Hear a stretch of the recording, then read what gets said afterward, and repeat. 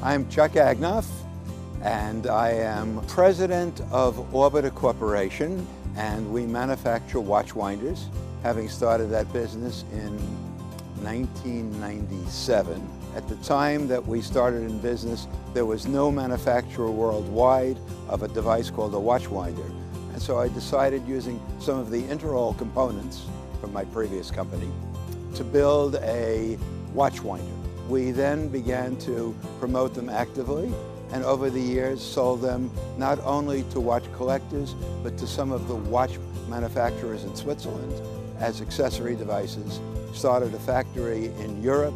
We have a licensee in Japan. We have 3 boutique shops that we work with in China, which is really an emerging market, and that ended up with us developing a total new market. So that's how Orbita has grown and prospered over the years. Y'all remember that guy? His name was Ralph Waldo Emerson. He was a philosopher and a poet and a lecturer back in the 1800s. He once wrote this, and I want to quote to you.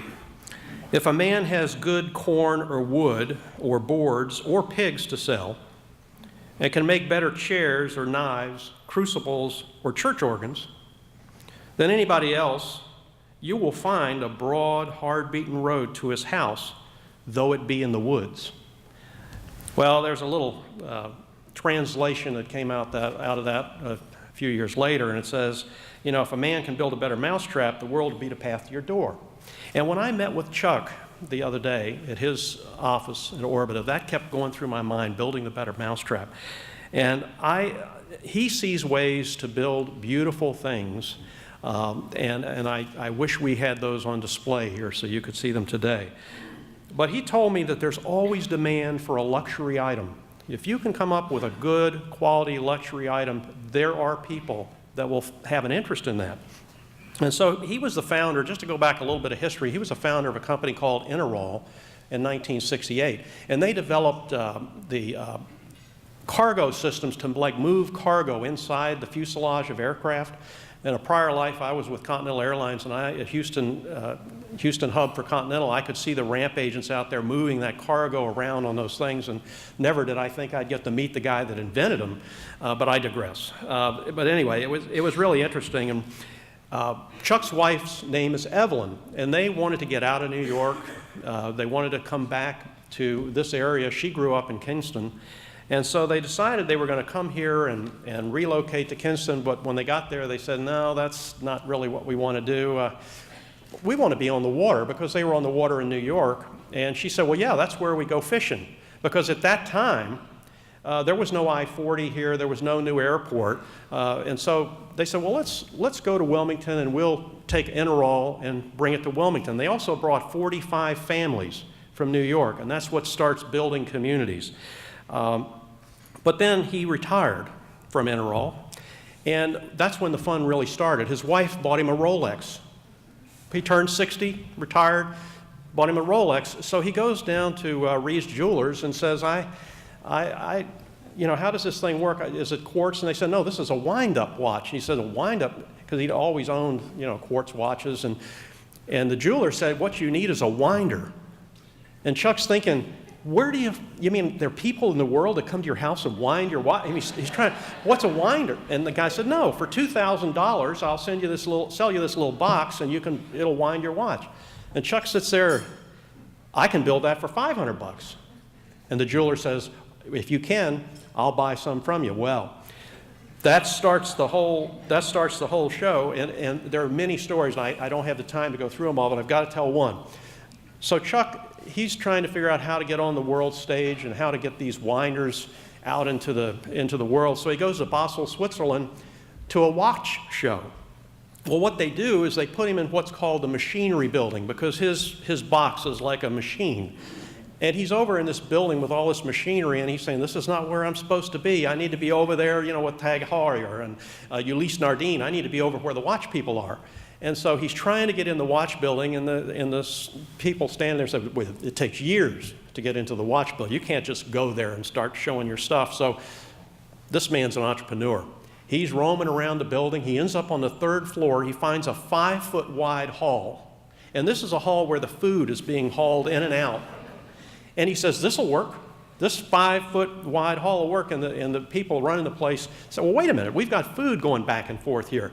That's all right. When they get ready to move the food, I'll get out of the way, and then I'll come back.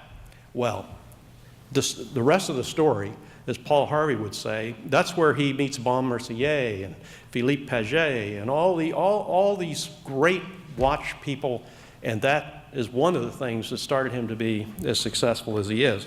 So what's he going to do now? I'm sitting in his office the other day. He's come up with luxury flashlights.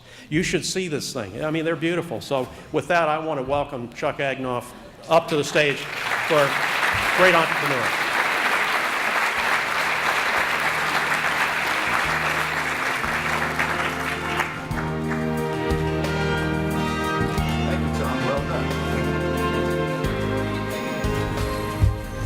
Good morning. I'm reminded of an award that I won a few years ago. Actually, it was 1965, a little bit more than a few years ago.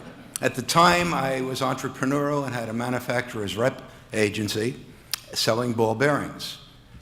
One of the companies I represented decided to have a sales contest, and the winner would have a 2-week trip to Japan.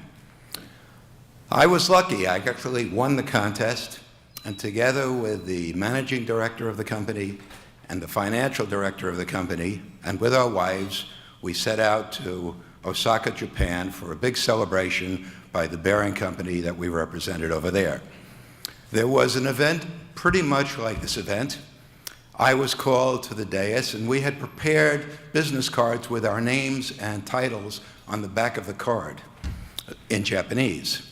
And so the MC introduced me. There was a rousing ovation. I was sort of the samurai warrior who had sold more bearings than anybody else.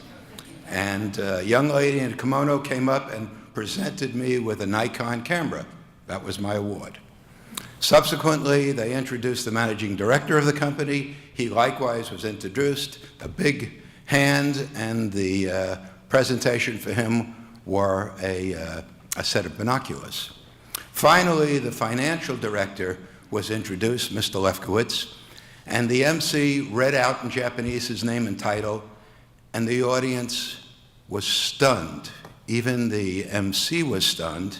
It wasn't until a few minutes later when the president of the bearing company, who spoke English, looked at the business card, and the translation of financial director was, in fact, funeral director. True story. Why do I bring this to your attention? Because I decided for this meeting to look up in a French dictionary the word entrepreneur. And guess what? The literal translation is that of an undertaker. Consequently, I present to you an undertaker who, in the best sense of the word, has undertaken new ventures in business and have been reasonably successful. And together with my wife, we've started and run several businesses. Fortunately, most of them, not all, but most of them have been very successful. We recently started, in fact, banking with BB&T. One of their offices is sitting at my table, so I am restricted to talk about other banks that we've talked about in the future. In any event, I appreciate the honor of being awarded, and I certainly look forward to continuing doing things, including flashlights. One last word for Tom. He said it would have been nice if we could have some of our products on display. He never told me that, or we would have. Thank you.